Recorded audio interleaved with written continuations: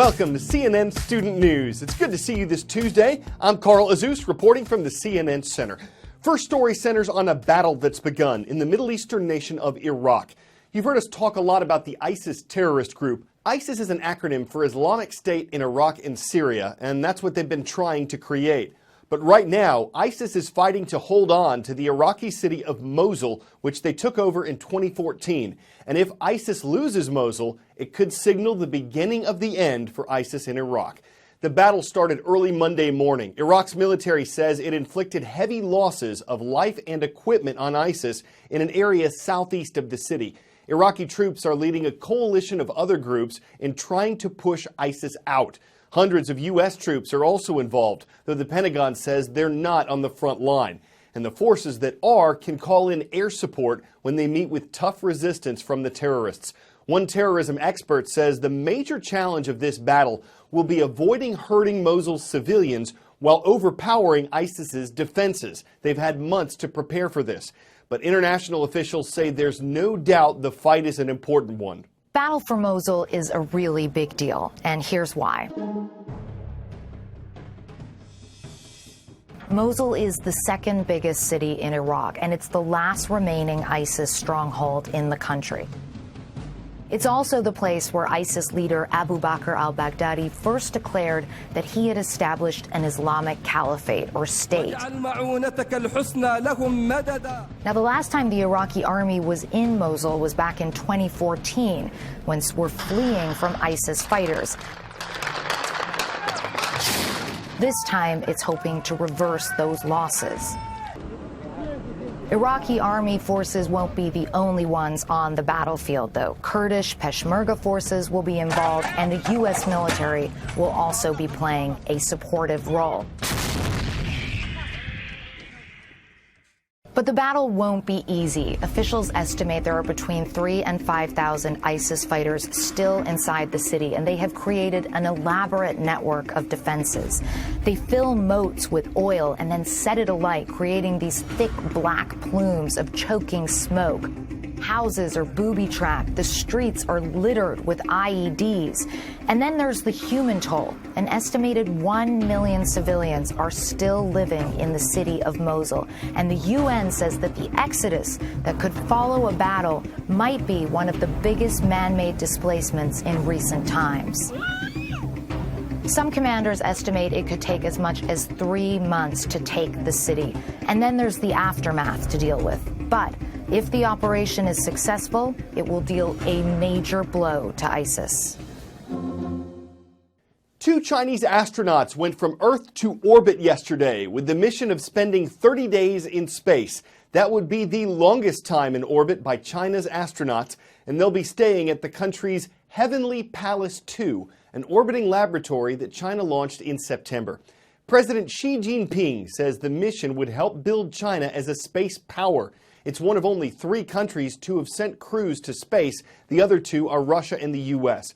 China says its space program is peaceful, but the U.S. is concerned the Asian country could use it for military purposes. That's one reason why Chinese astronauts aren't allowed at the International Space Station. China's building a station of its own, hoping to finish it by 2022, around the time when the International Space Station runs out of funding. A report from the United Nations says America is in the midst of a heroin epidemic. The number of people abusing the drug is the highest in 20 years, and along with that has come an increase in heroin-related deaths. This week, we're examining the problem, the responses to it, and the communities affected, like the one around Kirkwood High School in Missouri. I'll describe Kirkwood as your perfect American dream. Nice houses. The best schools. What the dealers kind of look for are people who are more affluent and from better off neighborhoods. That way they know that they have the money to actually go and get it. The enemy's roaring like a lion. He comes to kill, steal, and destroy, and it's in the form of heroin. I'm Colton Kalita, and I started using heroin when I was 15. I first tried heroin whenever I was in this room. It's just constant and compulsive, and it just takes over your will and your body. About 30,000 people live in Kirkwood, Missouri. a well-to-do suburb outside of St. Louis with a median family income of more than $77,000 a year. In this county, heroin deaths are nearly 4 times the national average. The people that use heroin in Kirkwood can be anywhere from the honor student to like your typical teenage stoner. Did you ever think that at the age of 15 you would be a full-blown heroin addict? No, it's not like you wake up one day and think that you're going to be a heroin addict. It just slowly progresses from the small stuff. Do most of the people you know try heroin recreationally? It almost always starts out recreationally. No one starts off thinking, I'm going to do this every day. At first I didn't even like it. Then I tried it again, and from then on it was just kind of downhill spiral. Allie says, I love you, Dad, and I said, I love you, Allie. And then she went into her bedroom, closed her door. She took a capsule of heroin, and it was so powerful, she died instantly.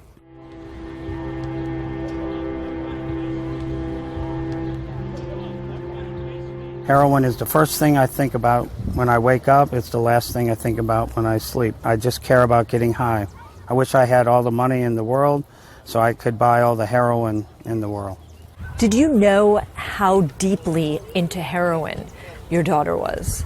No, I had no clue. I had no idea. And I discovered this after getting all her notes and all her journals and everything.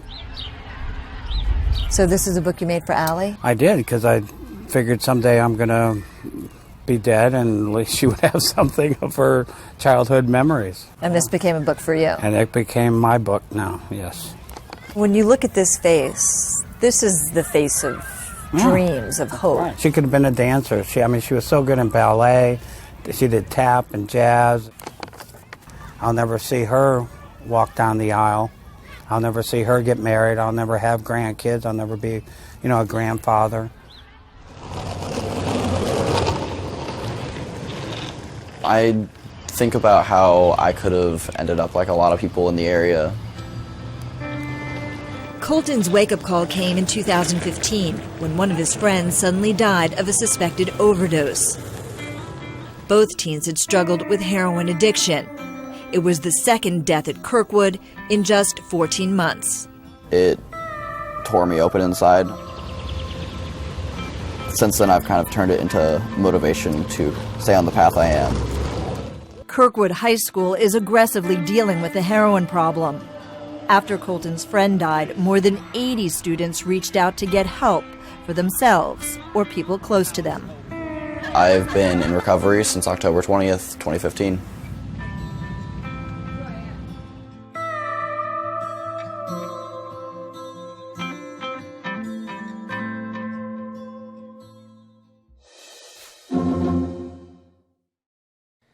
Powerful story there. Well, listen, we have something new for you guys. We want you to sign up for our new daily email. It's not only new, it's improved, and you're going to love it. This thing is every bit as free as the show. It'll only take you a moment to sign up at cnnstudentnews.com, and it replaces our old daily email. So if you're still getting that, what you want to do, go to the website, scroll down the page, and click the Sign Up for the Daily Email banner. In advance of each day's show, you'll get an email telling you what's in it.